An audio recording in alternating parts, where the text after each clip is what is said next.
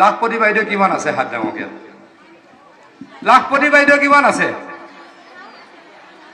সব লাখপতি বাইদেউ হা আপোনালোক তো লাখপতি হৈ যাব বেছি দিন নাই আৰু হ'ব না হ'ব হম বুলি দৃঢ়তা আছে নে নাই আছেতো অসমৰ 30 লাখ মহিলাক হিমন্ত বিশ্ব শৰ্মা ডাঙৰীয়াই লাখপতি বাইদেউ কৰিবলৈকে পদক্ষেপ হাতত লৈছে আৰু সোনকালে কাম আৰম্ভ হ'ব নে নহ'ব অলপ ধৈৰ্য ধৰি ধৰি কষ্ট লাগিছে নেকি হা অধৈৰ্য হৈছে নেকি অলপ সজাগে কওকচোন অলপ অধৈৰ্য অলপ কষ্ট লাগিছে নেকি নাই লাগা কংগ্ৰেছ দলে কৰবাত কৈ ফুৰিছে যে আমি বোলে লাখপতি বাইদেউৰ টকা নিদিওঁ কৈছে নে নাই কৰবাত এটা নাই কোৱা কৰবাত কৈ ফুৰিছে অহা পৰহিলে অসমৰ মাননীয় মুখ্যমন্ত্ৰী ডক্টৰ হিমন্ত বিশ্ব শৰ্মা ডাঙৰীয়াই মহিলা উদ্যমিতা আঁচনিৰ শুভাৰম্ভণি কৰিব আৰু বিহালী সমষ্টিৰ 30,000 মহিলাক 10,000 কে টকা দিব এই 10,000 টকাটো আৰম্ভণিহে যিসকল মহিলাই এই 10,000 টকা লৈ কিবা এটা কাম কৰিব ৰেজিষ্ট্ৰেচন কৰিব বেংকৰ একাউণ্ট খুলিব তেওঁলোকক অতি সোনকালে ইয়াৰ 3 গুণকৈ টকা দিয়া হ'ব এনেকুৱা আঁচনি কেতিয়াবা কংগ্ৰেছ চৰকাৰে আনিছিল নেকি কওকচোন এনেকুৱা আঁচনি আনিছিল নেকি এতে অৰুণোদয় কোনে পায় হাত ডাঙৰ নোপোৱা আছে অলপ লাগিব নালাগিব লাগিব এইবাৰতো আমাৰ যোৱাবাৰে যিমান পাইছিলে অসমত আমি অৰুণোদয় আৰম্ভ কৰিছিলোঁ 19 লাখ মহিলাৰে মনত আছেনে 19 লাখ মহিলাৰে আমি কি আৰম্ভ কৰিছিলোঁ অৰুণোদয় আৰম্ভ কৰিছিলোঁ হয়নে নহয় এতিয়া আমি কিমান মহিলাক অৰুণোদয় দিওঁ কওকচোন কিমানক দিওঁ এতিয়া আমি অসমৰ 27.5 লাখ মানুহক আমি অৰুণোদয় দিওঁ আৰু অহা 2 মাহৰ ভিতৰত আমি অসমৰ প্ৰায় 38 লাখ পৰিয়ালক অৰুণোদয় দিওঁ এটা কোড আমি 19 লাখত আৰম্ভ কৰিছিলোঁ 100% ডাবল হৈ গ'ল হল নে নাই কক এই কাম কংগ্ৰেছ চৰকাৰে কৰিছিল নেকি কক আজি কংগ্ৰেছ চৰকাৰত যদি এটা চাকৰি পাবলৈ কি অৱস্থা হৈছিল মোক কওকচোন কোনোবাই কংগ্ৰেছ চৰকাৰত এই অঞ্চলৰ কোনোবাই চাকৰি পাইছিল নেকি নাই পোৱা তেতিয়া কোনো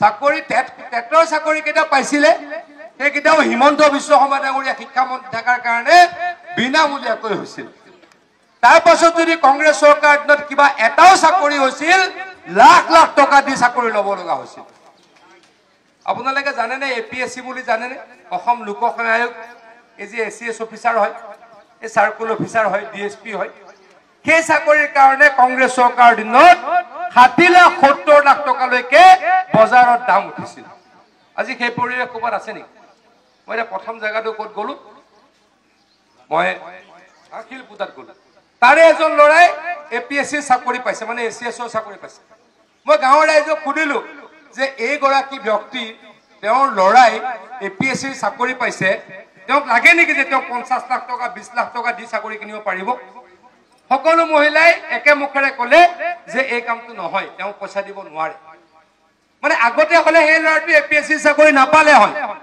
এতিয়া পায় কাৰ কাৰণে পায় যে অসমৰ মুখ্যমন্ত্ৰী হিমন্ত বিশ্ব শৰ্মা ডাঙৰীয়া আৰু হিমন্ত বিশ্ব শৰ্মা ডাঙৰীয়াৰ দিনত চাকৰি কোনো এটকাও খাব নোৱাৰে 1.5 লাখ চাকৰি আমি দিলো নে নাই কওকচোন ইয়াৰ পৰা কোনোবাই চাকৰি পাইছে নেকি এখন গাঁৱৰ পৰা কোনোৱে পোৱা নাই পাইছে নাই ইয়াৰ পৰা কোনোবাই চাকৰি পাইছে নাই মহিলাসকল ইয়াৰ পৰা কোনোবাই চাকৰি পাইছে নে এজন দুজন লৰাই পাইছে নে নাই পোৱা নাই এখান লোকে পাইছে বুলি কৈছে ক'ত পাইছে গাঁৱৰ ল'ৰাটোৰ নাম কওক উৎপল দাস কি চাকৰি পাইছে পিডব্লিউডি উৎপল দাসৰ ঘৰটো কেনেকুৱা ধনী ঘৰ নে দুখীয়া ঘৰ মোক কওক দুখীয়া ঘৰ হয়নে দুখীয়া ঘৰ ধনী ঘৰৰ ল'ৰা পায় কোনে পাব চুকা হ'ব লাগিব ধনী ঘৰৰ ল'ৰা পাব পাৰে চাকৰি আমি এনেকৈ কৰিব নোৱাৰো যে চাকৰি অকল দুখীয়া ঘৰৰ ল'ৰাকে দিম নহ'ব ধনী ঘৰে পাব দুখীয়া ঘৰে পাব যোন মেধা সম্পন্ন সেই ল'ৰা ছোৱালীয়ে চাকৰি পাব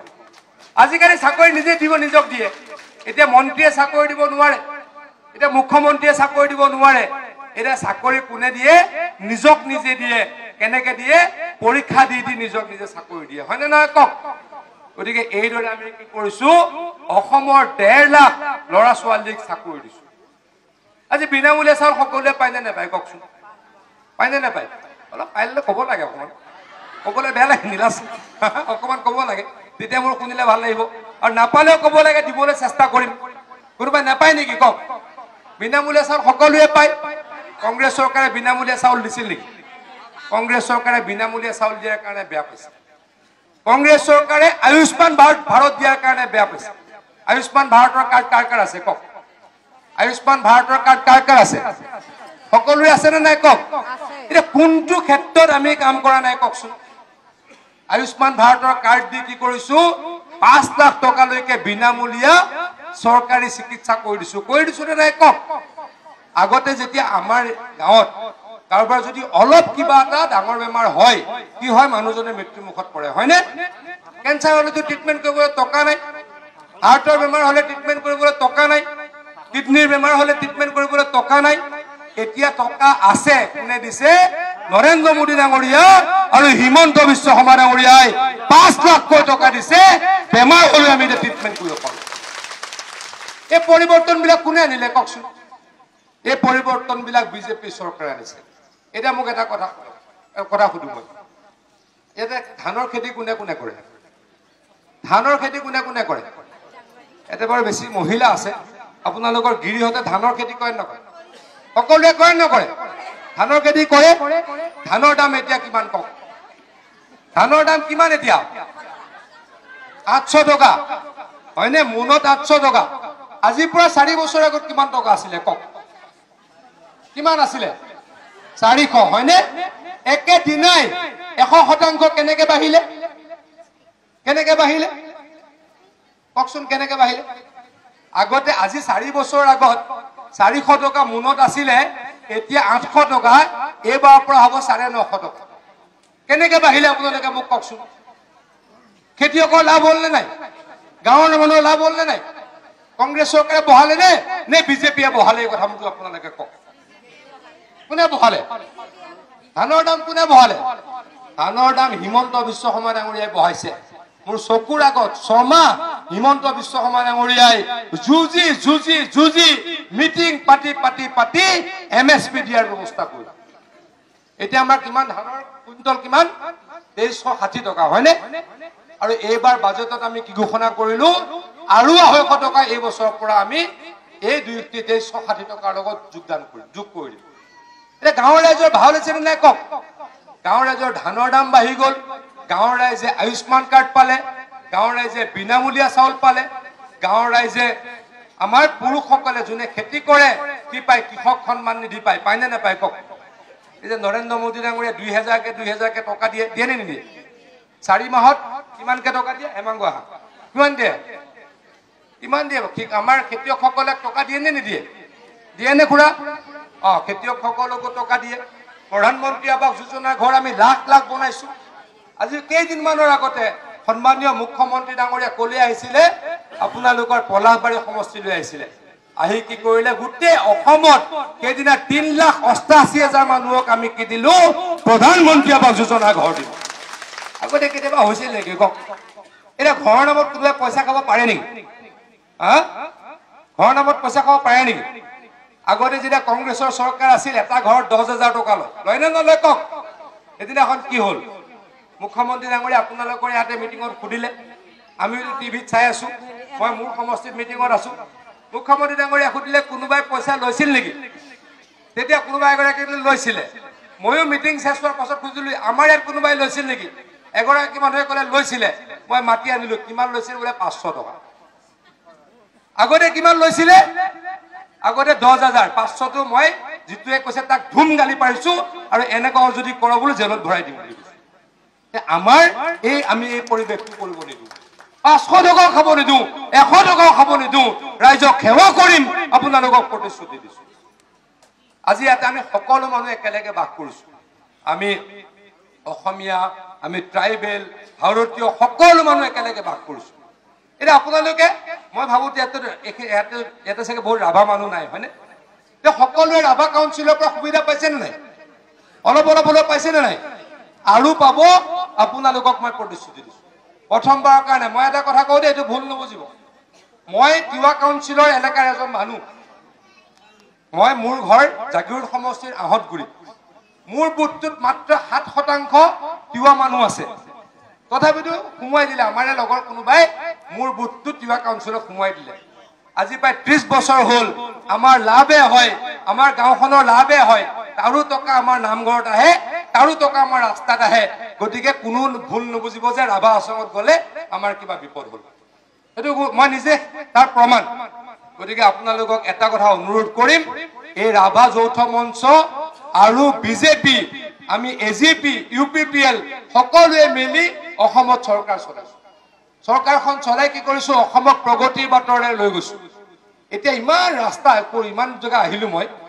একেবাৰে ভিতৰে জংগলে আহিলো কৰবাত এটুকুৰ বেয়া ৰাস্তা দেখিলো নে এতিয়া তোমাৰ গোটেই জংগলে আহিলো 2 কিলোমিটাৰ কত বেয়া ৰাস্তা নাই হয়নে নহয় কক এইবিলাক কোনে কৰিছে হিমন্ত বিশ্ব শৰ্মা ডাঙৰীয়াই কৰিছে অলপ যত বেয়া ৰাস্তা আছে আৰু 30 কোটি টকা এই কিদিনতে হেমাংগ ঠাকুৰীয়াই পাইছে ৰাস্তাখিনি বনাই দিব আপোনালোকক মই প্ৰতিশ্ৰুতি দিছো যে আপোনালোকৰ ঘৰত কোনোবাই নিযুত মইনা আঁচনি পাই নেপায় ছোৱালীয়ে পাইনে কাবাৰ পাই বুলি হাত দাঙিছে পাবলৈ এটা নিয়ম আছে কাৰ ঘৰত হায়াৰ ছেকেণ্ডাৰী পঢ়া ছোৱালী আছে হাত দাঙক হায়াৰ ছেকেণ্ডাৰী পঢ়া ছোৱালীয়ে পাইছে নে নাই পাবই লাগিব হায়াৰ ছেকেণ্ডাৰী ছেকেণ্ড ইয়াৰ না ফাৰ্ষ্ট ইয়াৰ জান হয় পাইছে বাইদেউ যোন যোৱা বছৰ ফাৰ্ষ্ট ইয়াৰত আছিলে তেওঁলোকে নিযুত মইনা আঁচনি পালে যোন ছোৱালী বিএ ফাৰ্ষ্ট ইয়াৰ আছিলে তেওঁলোকে নিযুত মইনাৰ আঁচনি পালে যোন ছোৱালী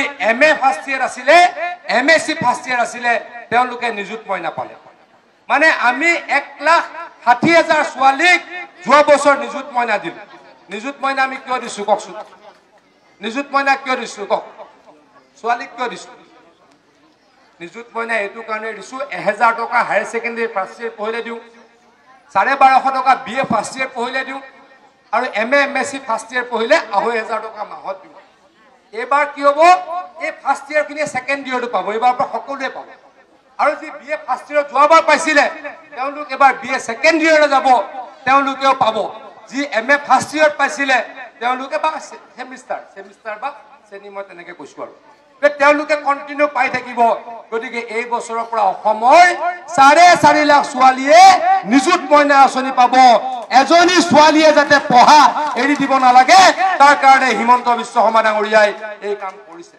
আগতে এইবিলাক আছিল নেকি কওকচোন আগতে এইবিলাক আছিল নেকি কক কংগ্ৰেছ চৰকাৰ দিনত আছিল নেকি কংগ্ৰেছৰ অৱশ্যে পাহৰি গ'ল কংগ্ৰেছক আৰু মানুহ এতিয়া ভোট নিদিয়ে কংগ্ৰেছক ভোট নিদিয়ে আজি 14 চনৰ পৰা অসমত যিমানটা নিৰ্বাচন অনুষ্ঠিত হৈছে প্ৰত্যেকটো নিৰ্বাচনতে বিজেপি জিকিছুনে নাই কক আৰু জিকাইছে কোনে জিকাইছে আপোনালোকে পদুম ফুল আপোনালোকৰ হৃদয়ত এইবাৰো আমি জিকিম আমাক কোনো ৰাখিব নোৱাৰে আৰু কংগ্ৰেছ হাৰিব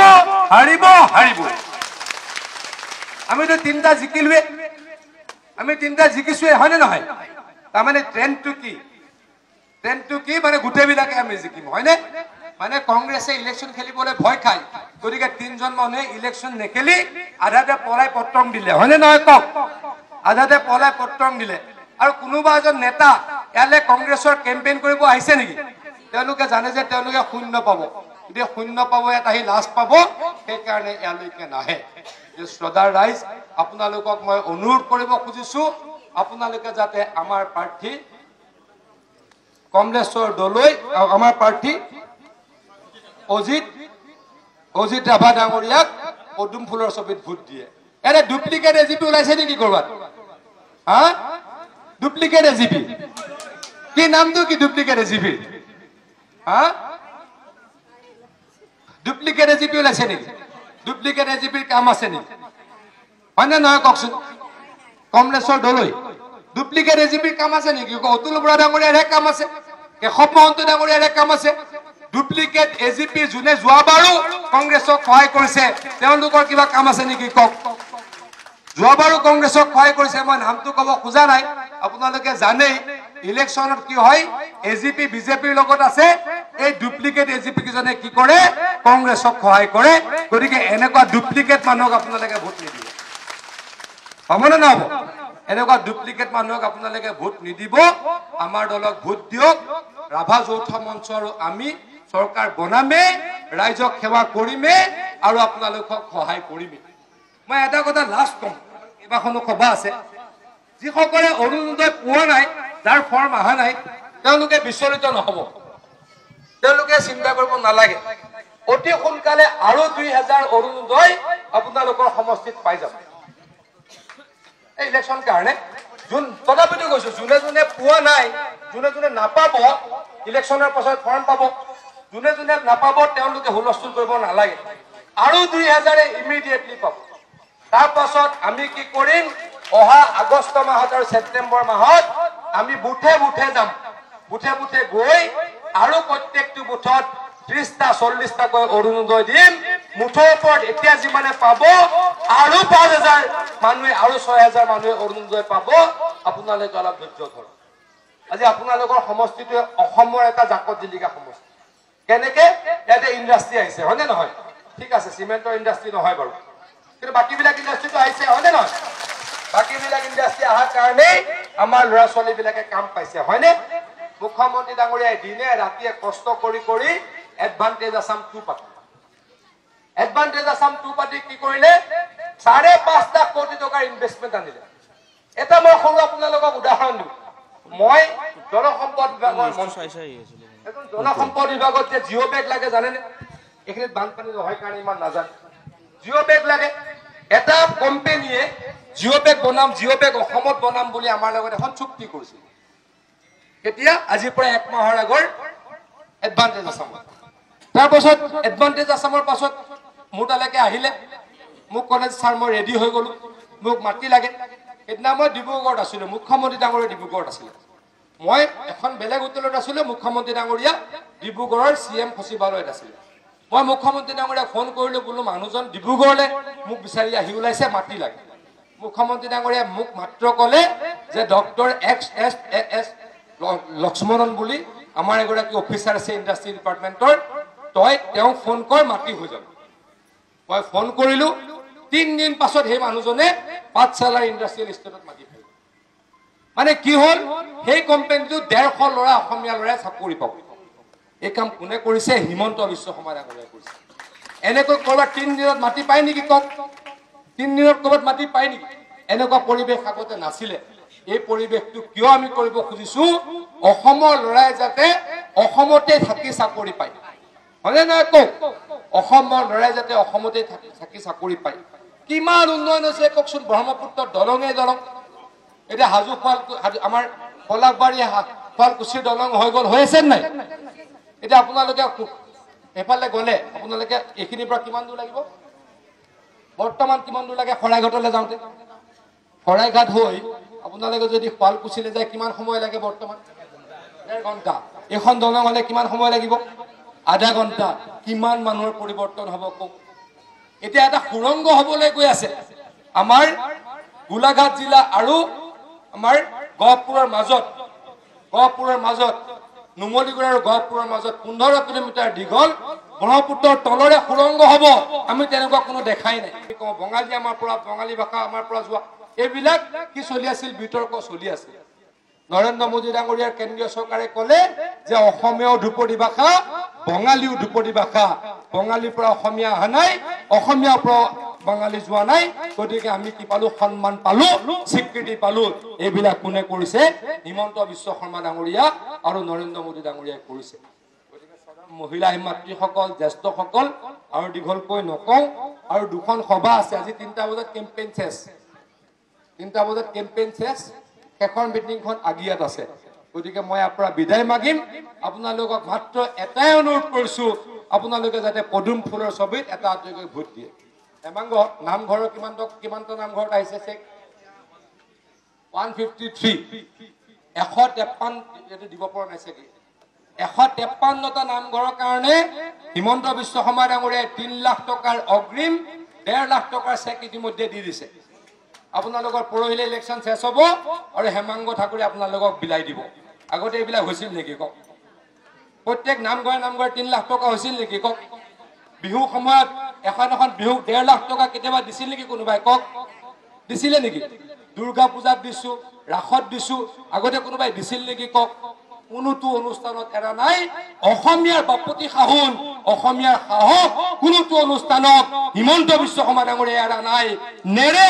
এই প্ৰতিশ্ৰুতি আপোনালোকক শ্ৰদ্ধাৰ ৰাইজ, মই অলপ আগত কৈছিলো যে কংগ্ৰেছক এতিয়া কোনে সমৰ্থন কৰে জানে?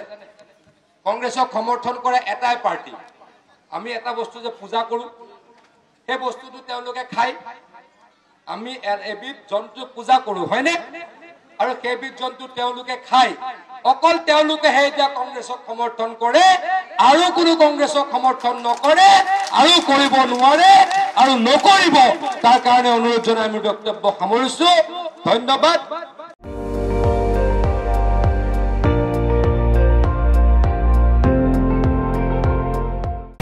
আপুনি চাই আছে ND24, সৰ্বশ্ৰেষ্ঠ নহয়, সৰ্বোত্তমৰ দৌৰ।